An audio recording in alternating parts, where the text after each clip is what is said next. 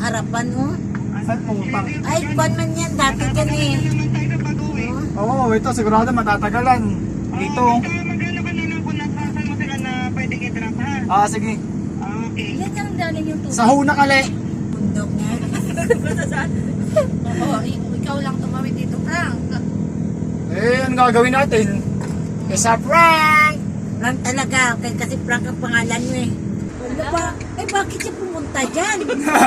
Daw, wala na yung tao. Wow! Baka yung nakaraan Ay, pa may yan. Ayun, nandiyan na may tao sa... Ay, wala. Ganon yun. Stop burla! Kalatakin mo!